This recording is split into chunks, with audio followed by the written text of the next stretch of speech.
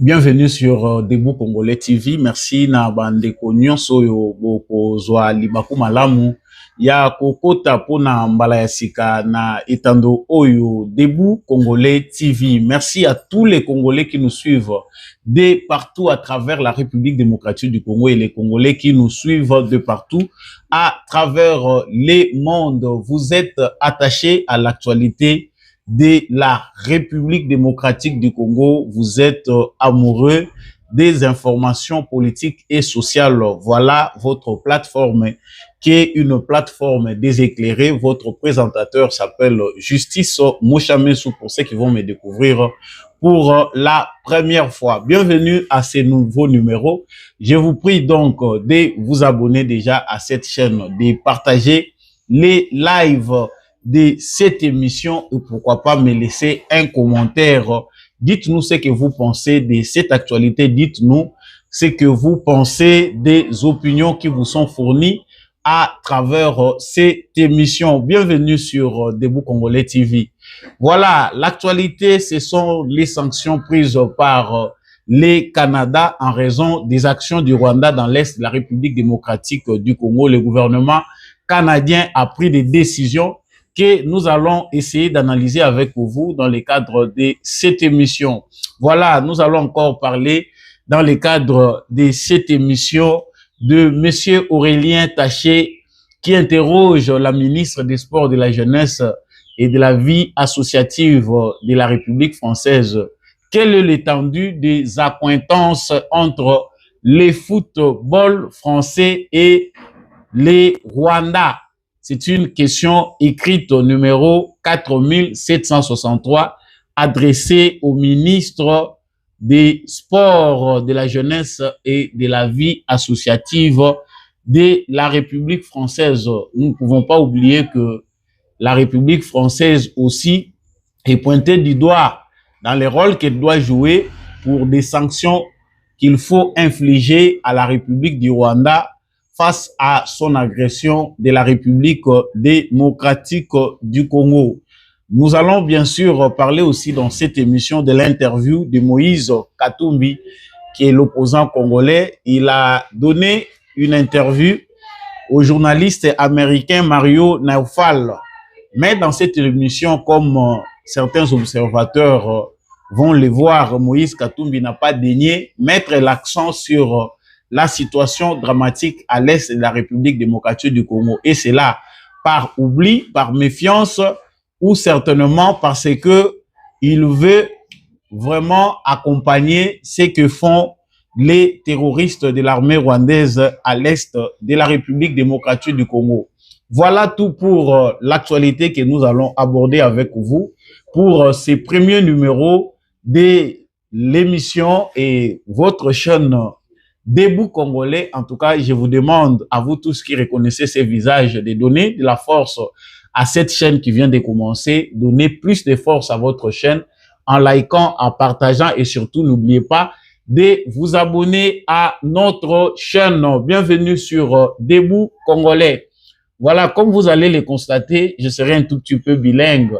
Donc, je vais essayer d'associer les Lingala et au français parce que certains de nos téléspectateurs, certains de nos auditeurs exigent qu'il y ait un peu plus, de plus en plus de compréhension pour un public de plus en plus congolais. Il faut mettre un tout petit peu d'accent sur nos langues locales. Donc, vous allez un peu m'en excuser. Je vais essayer de mettre, mais plus vous allez me suivre, plus vous comprendrez que les Lingala n'est pas une langue difficile pour ceux qui nous regardent à l'international.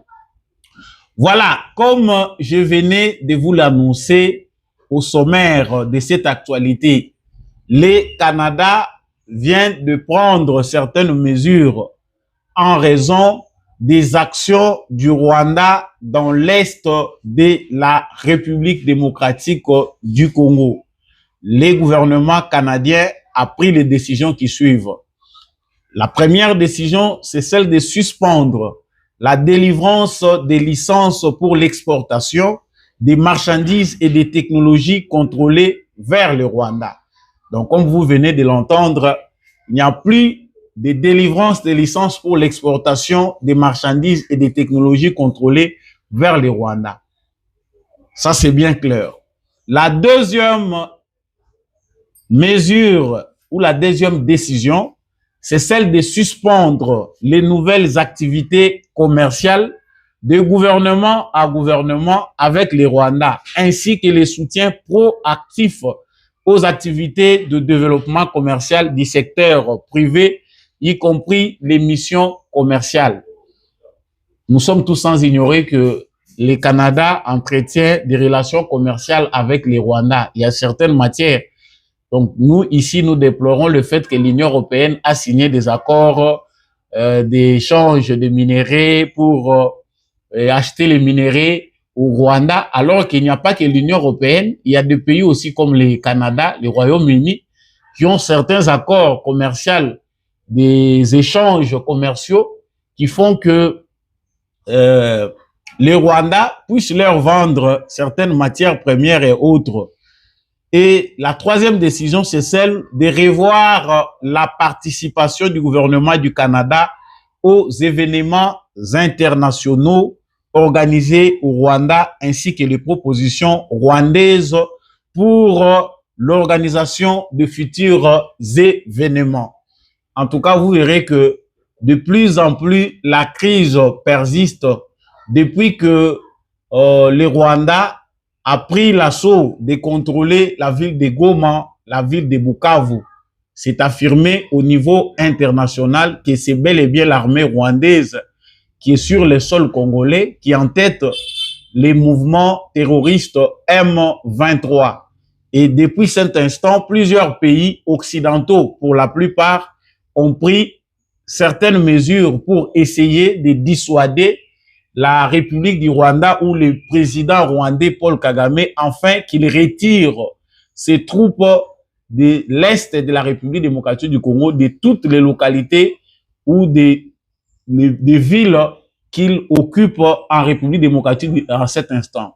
À l'instar du Royaume-Uni, qui a déjà puni les Rwandais à travers des sanctions, des États-Unis, la France, qui n'a pas encore jusque-là, selon les dires de plusieurs observateurs et selon certains analystes, la France, au bout d'un peu cette démarche, la France n'a pas encore pris des mesures sérieuses, parce que jusqu'à ce niveau, la France ne fait que condamner l'agression de la République démocratique du Congo par les Rwandais. La France condamne, mais la France n'agit pas. L'Union européenne également a pris des mesures, mais pas assez drastiques comme voulaient l'entendre la plupart des Congolais et des observateurs internationaux, y compris l'accord célèbre qui venait d'être signé ou pris entre les royaumes, l'Union européenne et les Rwandais.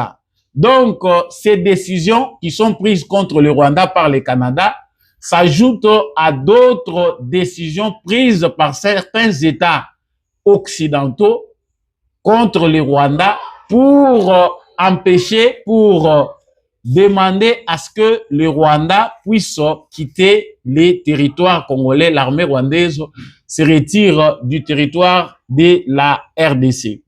La question qui se pose est celle de savoir si réellement le Rwanda est prêt à obtempérer. Le Rwanda accepte désormais, face à cette pression, face à toutes ces sanctions multiples, de retirer ses troupes de la République démocratique du Congo. En tout cas, jusqu'à ce stade, Paul Kagame n'a pas encore osé daigner pour répondre à la demande internationale qui est de retirer ses troupes de l'Est de la République démocratique du Congo. Comme vous venez de le voir, donc, le Rwanda a réagi par rapport aux décisions prises par le gouvernement canadien à son encontre.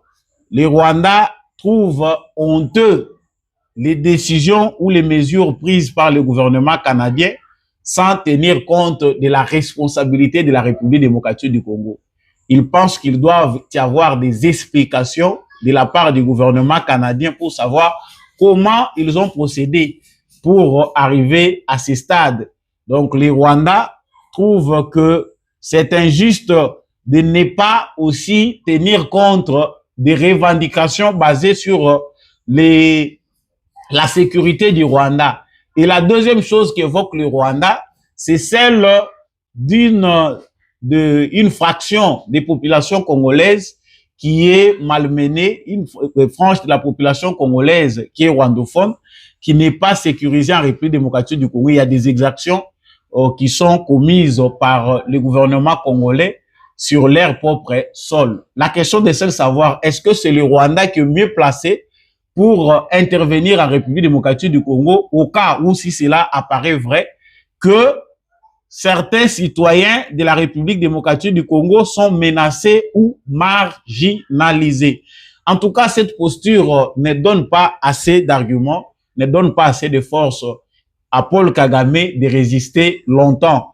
Plusieurs analystes et observateurs trouvent que la République du Rwanda, Paul Kagame et son gouvernement ne tiendront pas longtemps face à de telles sanctions.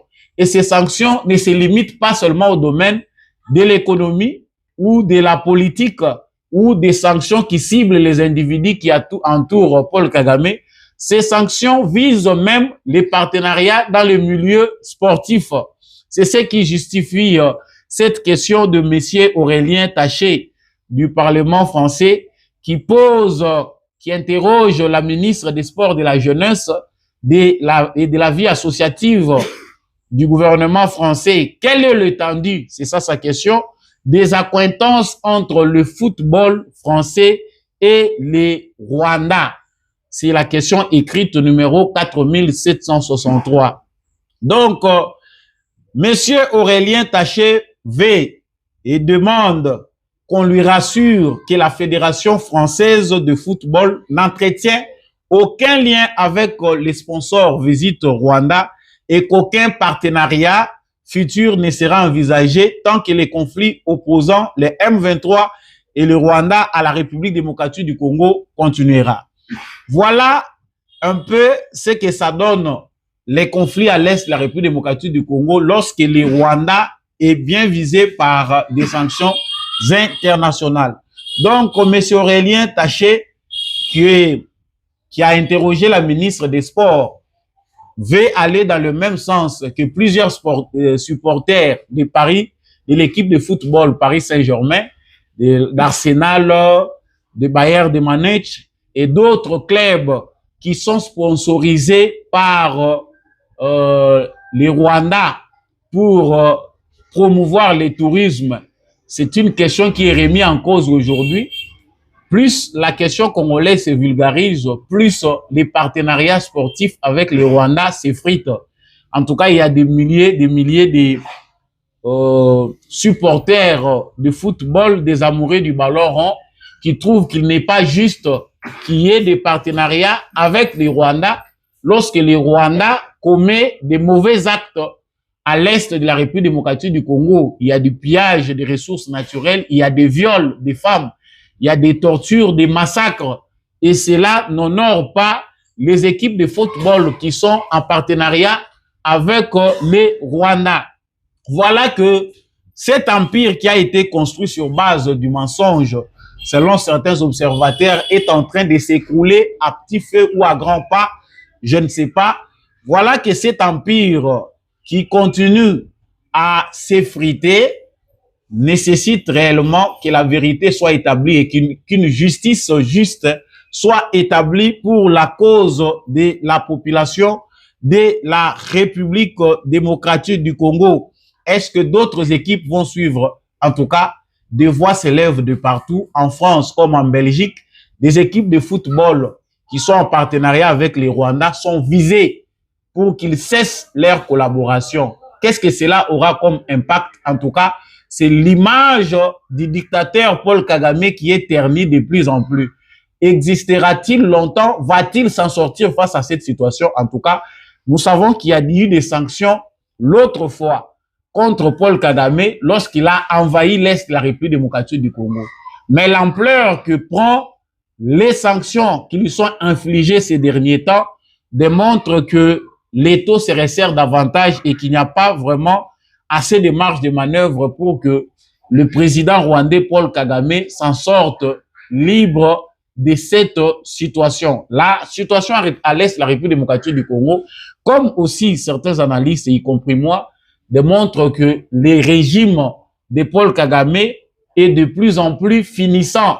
En tout cas, les observateurs, les signes, que ce soit aux États-Unis, que ce soit en Europe, que ce soit dans plusieurs pays qui l'ont soutenu, démontrent que la situation à l'est de la République démocratique du Congo risque de traîner aussi Paul Kagame, soit de le mettre à côté de son pouvoir. Donc, le Rwanda va devoir vivre des jours sombres dès son existence, les jours de gloire de Paul Kagame qui a longtemps été vraiment encouragé, soutenu par l'Occident. C'est l'Occident qui a promu Paul Kagame. La publicité dont il a bénéficié sur base d'un mensonge calculé, organisé, est en train aujourd'hui de se terminer. On ne parle plus de Paul Kagame en Europe comme en Amérique et partout dans le monde entier. On ne parle plus de Paul Kagame à travers une image optimiste, une image de quelqu'un qui contribue à la paix. Désormais, quand on parle de Paul Kagame, c'est un faiseur de guerre, c'est lui qui cause des victimes à l'est de la République démocratique du Congo. Voilà une situation qu'on peut mettre dans l'actif de l'actuel président congolais Félix Tshisekedi, qu'on peut encourager d'aller dans ce sens-là parce que la vérité est que le peuple congolais a longtemps été marginalisé. La voix des Congolais ne s'est pas fait entendre depuis 30 ans. Le monde entier n'a pas voulu répondre aux cris et larmes des populations de l'Est du Congo et voir partout où il y a des conflits en République démocratique du Congo. Mais aujourd'hui, la diplomatie de Félix Tshisekedi nous amène à des résultats qu'il ne faut jamais négliger. Donc, le Canada a sanctionné et la France aujourd'hui poursuit. On voit aussi des députés comme Madame Mathilde qui aussi insiste pour que les équipes de football ou les associations sportives ne puissent plus collaborer avec les Rwandais dans les cadres sportifs à cause de ces actions à l'est de la République démocratique du Congo. Et avant de terminer aujourd'hui notre premier numéro de ces rendez-vous debout congolais, nous allons parler de cette situation de l'interview de Moïse Katumbi qu'il a accordé au journaliste américain Mario Nafal. Les Congolais reprochent à Moïse Katumbi de ne pas avoir évoqué dans son interview avec insistance la situation à l'est de la République démocratique du Congo. L'essentiel de l'interview était consacré à l'image, à parler de Moïse Katumbi, de son passé en tant que gouverneur, de critiquer la gouvernance de Félix Tshisekedi. C'est d'ailleurs qui n'est pas mauvais, mais Moïse Katumbi a omis, ou soit a fait sciemment, de s'atteler sur la situation qui aujourd'hui préoccupe le monde entier. Donc, aucun continent ne reste indifférent face à ce qui se passe à l'est de la République démocratique du Congo. Comment un opposant, candidat malheureux aux élections présidentielles, peut omettre de mettre l'accent ou de mettre au premier plan la situation à l'est de la République démocratique du Congo où il y a eu des morts et il y a encore de plus en plus des exactions qui sont commises par les mouvements terroristes M23 soutenus par les Rwandais. Ceci démontre, selon plusieurs analystes, que M. Moïse Katumbi, président du parti politique Ensemble pour la République, est quelque part des mèches ou des connivences avec les assaillants qui sont en train de massacrer les populations à l'est du Congo. Parce qu'on ne peut pas imaginer qu'un président d'un parti politique responsable des députés qui sont à l'Assemblée nationale puisse se taire au moment où les populations civiles sont massacrées à l'est de son pays. Et Moïse Katumbi trouve juste de critiquer les élections qui viennent de se passer en 2023. Il trouve juste de parler de son passé de gouverneur qu'il trouve un passé glorieux, il a beaucoup aidé les Congolais, mais d'ignorer la réalité présente. Ceci donne plus d'accent à ceux qui pensent que Moïse Katumbi est aussi à côté de Joseph Kabila, qui venait d'être nommé par Félix Tshisekedi, pointé du doigt comme étant le faiseur de l'Alliance Fleuve Congo, qui a prêté allégeance ou qui s'est mué au M23. Donc, M. Moïse Katumbi doit des explications à la population de l'Est de la République démocratique du Congo, leur dire pourquoi il n'a pas souhaité condamner l'agression rwandaise à travers le mouvement terroriste M23. Pourquoi, comme d'autres acteurs politiques, il ne peut pas lancer un message qui ne dit mot consent comme le disent les Français. Donc, le silence de Moïse Katumbi est interprété comme une complicité avec l'ennemi. Voilà, j'arrive un tout petit peu à la fin vraiment de ces premiers numéros. Vous verrez qu'il est très court. Merci à vous de nous avoir suivis sur les antennes des Debout Congolais. Vous verrez bien que nous serons avec vous chaque fois que l'actualité se présente. Merci de nous faire confiance, de liker cette vidéo, de la partager et de nous faire des suggestions, pourquoi pas, pour que nous puissions encore vous servir davantage. Si vous avez apprécié mes analyses, vous avez apprécié mes observations, prière de liker, prière de partager et n'hésitez pas de nous appeler à ces numéros. On se retrouve prochainement avec un nouveau numéro. Au revoir.